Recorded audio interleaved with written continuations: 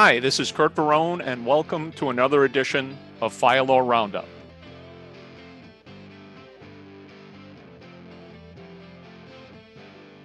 All right, we get into a little criminal activity here in this next one.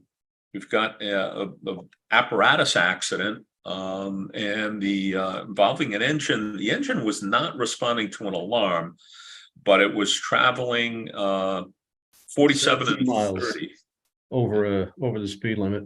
Yeah. And apparently now it looks like this was a straight post-accident testing. It was not, it does not appear to have been a reasonable suspicion test, but the driver of the apparatus was tested and he tested positive for THC. And how's your knowledge in this area, Bill?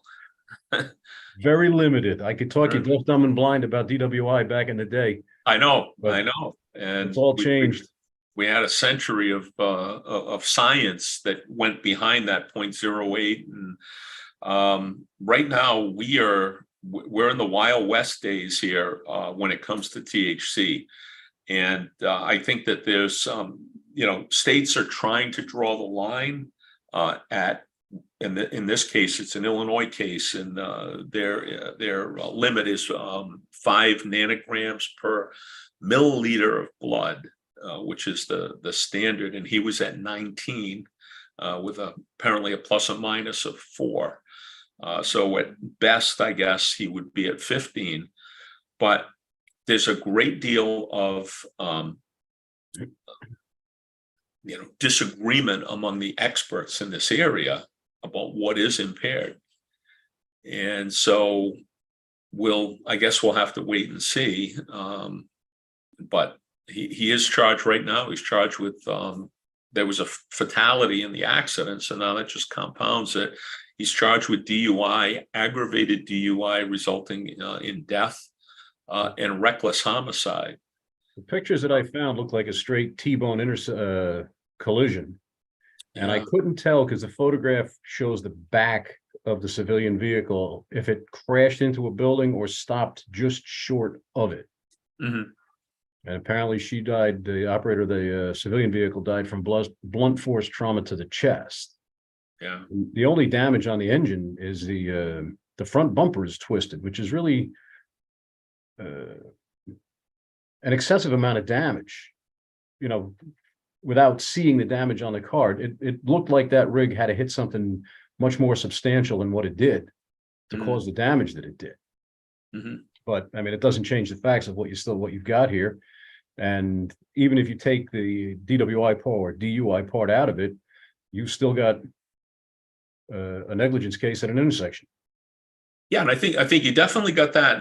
I want to kind of probe your thinking on this. The reckless homicide. Many states have we call it negligent homicide, but vehicular homicide, which has, you've got to be grossly negligent. This is reckless homicide, which kind of, I'm assuming that's a little bit like involuntary manslaughter. Without seeing their statute, it's hard to say. Yeah. It's probably easier to prove that reckless charge. That may be why they selected that. Well, so I wanted to probe you on the connection between 17 miles per hour over posted speed limit and reckless. Facts and circumstances. Yeah, it depends. Yeah, we're not told what the weather was. The photograph looked like it was clear. It didn't look like it was raining. Didn't look like it was snowing, but we don't know. Could 17 miles an hour be reckless? Absolutely. Mm-hmm. Depends. Do you slow down in a heavy rain? If you normally drive 65 and a 55 and it's raining cats and dogs, do you slow down because you can't see in front of you? Of course you do. Mm-hmm. So what may not be reckless on one day may be very reckless on another day. Well, I know some police officials that I've had the pleasure of going to court with have arbitrarily said 15 over is reckless. Others say 20 over is reckless. Others say 25 over is reckless. And I didn't know. That's what I was trying to. I didn't want to put it out there. I wanted to see if you'd come up with it. And I wouldn't raise my hand and testify to that. yeah, that's how I look at it. But I know there are police officers out there, and I'm sure they didn't just make it up. It's their department's perspective. But at a certain point that they would charge someone, and 17 over, I'm not, it's negligent. It may be grossly negligent. Reckless, the model penal code definition for recklessness is consciously disregarding a known and substantial risk of harm. Right. You see the risk and you say the heck with it. That's right. That's, but it's got to be a consciously disregarding, whereas negligence is more or less careless. You had a legal duty to do something in a way, and you were careless in doing it. Recklessness requires a conscious disregarding of a known and substantial risk. So, could 17 in a 30? Yeah, I guess it could be. But I know. Go ahead. There's a difference between 17 miles over in a residential area than 17 miles an hour, on the interstate.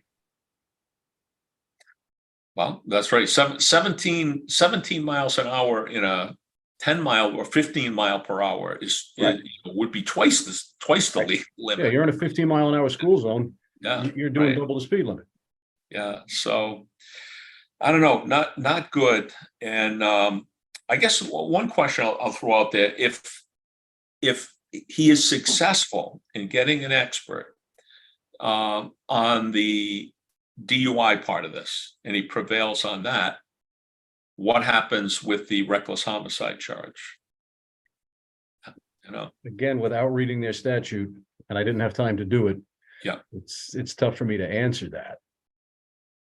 Yeah, I just in the back of my head, I'm saying, is it the speed limit, or is it the speed limit plus the DUI that makes it reckless? I don't know. I'm kind of surprised that they didn't put an assault charge in here as well. Oh, really? Yeah. Well, think about it. For an assault, you need a physical injury. Yeah. What's the most serious form of physical injury? Death. But it's true. Yeah. So but now you got to show intent. You got to show intent for assault. Did he intend to strike that vehicle? Well, we can have a reckless assault in New York. Ah. So that's why I say you gotta. Is it the model penal code definition of reckless, or do you have some other willful wanton kind of, that's one of the things. You start getting into state laws and they don't follow the model penal code. They just say, oh no, it's going to be willful and wanton. And then they have 1,500 cases that interpret what willful and wanton is. And, but you've got a fire engine involved. So arguably we've got a dangerous instrument right away, So we have a reckless assault with a dangerous instrument. I could come up with different charges than what's listed here, and we're assuming that this is exactly what their penal law reads. Yeah. I guess the lesson there is, if you're even, and I believe he was a medical marijuana, or he was using, in fact, there was some question, I believe, that he was only using a, what do you call it? Hemp. If this is the case, I'm recalling. And if he was only using hemp, which is legal,